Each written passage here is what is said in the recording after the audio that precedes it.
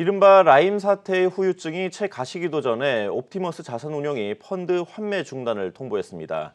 또다시 증권업계가 술렁이고 있는데요. 이번 옵티머스의 환매 중단, 라임 사태와 어떻게 다른지 방소 기자가 비교해봤습니다.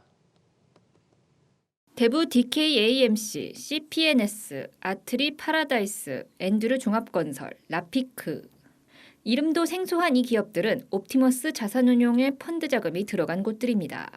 당초 공기업이나 관공서가 발주한 공사를 수주한 건설사나 IT 기업의 매출 채권에 투자하기로 해놓고 이들 업체의 사모사채를 인수해 부동산 개발이나 코스닥 상장사 인수합병에 쓴 겁니다. 처음엔 약속한 수익을 꼬박꼬박 돌려줬습니다. 그런데 이게 다 나중에 투자한 투자자들의 돈이었습니다. 어디서 많이 본 수법입니다. 부실이 발생한 자산을 펀드끼리 주고받다가 유동성 부족으로 환매가 중단되면서 내막이 드러난 라임 자산운용의 사태를 떠올리게 합니다. 이 같은 수법으로 라임 운용은 1조 6천억 원 규모의 피해를 안겼는데 옵티머스 운용 또한 펀드 만기를 줄줄이 앞두고 최대 5,500억 원의 피해가 예상됩니다. 문제는 라임 사태가 운용사와 일부 증권사 프라임 브로커의 공모로 인한 사기에 가깝다면 이번 사태는 사모펀드 관리 체계의 허점을 여실히 드러냈다는 점에서 논란이 더 커질 전망입니다. 라임 운용이 펀드 부실을 고지하지 않고 금융권을 통해 상품을 판매했다면 옵티머스 운용은 한술 더 떠 아예 펀드 명세서 자체를 위조한 것으로 전해집니다. 펀드의 부실 사모사채를 편입해놓고 사모수탁을 맡은 한국예탁결제원에 공공기관 매출채권으로 이름을 바꿔달라고 한 겁니다. 판매사가 확인했을 때 멀쩡한 채권이 편입돼 있었던 이유인데 그 채권마저도 양수도 계약서를 위조한 것으로 드러났습니다.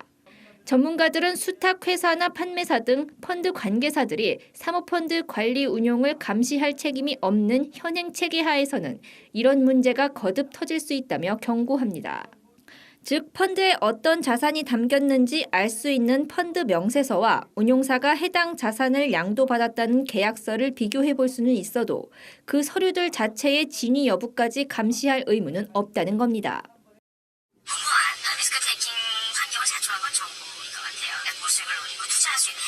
일단 펀드런이 발생이 되기 시작하면 이건 아마 걷잡을 수 없는 사태로 발생할 수 있을 것 같습니다. 현재 사모펀드 시장의 순자산 규모는 423조 4,523억 원으로 2년 반 만에 100조 원 넘게 늘었습니다. 자고 일어나면 발생하는 펀드 사고, 라임과 옵티머스, 그 다음은 누가 될지 투자자들은 벌써부터 걱정입니다. 한국경제TV 방서우입니다. 이렇게 펀드 환매 중단 사태가 또 터지면서 초대형 투자은행을 꿈꾸던 증권사들은 낙담하는 분위기입니다. 펀드 투자자들의 줄 소송 또한 이어질 전망인데 벌써부터 책임 떠넘기기 조짐을 보이고 있습니다. 계속해서 이민재 기자입니다. 초대형 투자은행 경쟁이 한창이던 국내 증권업계는 이번 환매 중단으로 또다시 허탈한 표정을 감추지 못하고 있습니다. 옵티머스 자산운용의 비상식적인 펀드 운용이 이번에도 전혀 걸러지지 않았기 때문입니다. 펀드를 판매한 증권사들은 판매 부서와 심사기구 등을 통해 수차례 확인했다고 말만 반복하고 있지만 결과는 라임 사태와 크게 다르지 않은 상황입니다. 증권사들이 국제화와 대형화를 추진하고 또 헤지펀드까지 이렇게 한다고 하는 이러한 상황에서 국내 시장조차도 이렇게 부실하게 관리된다고 하는 것은 시장의 신뢰를 잃는 것이기 때문에 판매사들은 지난 19일부터 진행된 금융감독원 조사만 기다리고 있습니다. 미팅 내용도 잘 모르겠고요. 어떤 식으로 흘러가는지 모르겠고요. 이런 관리 소홀 문제가 판매사에만 국한된 것은 아닙니다.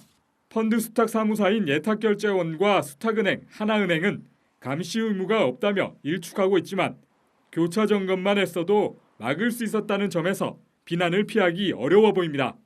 부실감독이라는 문매를 맞았던 금융감독원은 금융위원회의 사모펀드 제도 완화로 화살을 돌리고 있습니다.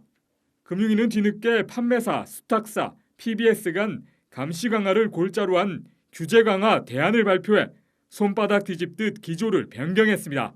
하지만 이마저 국회에서 난항을 겪고 있는 데다 판매사와 운용사 간 소통을 금지한 OEM 펀드 규제와 배치될 수 있어 오히려 혼란을 부추기고 있다는 지적까지 나오고 있습니다.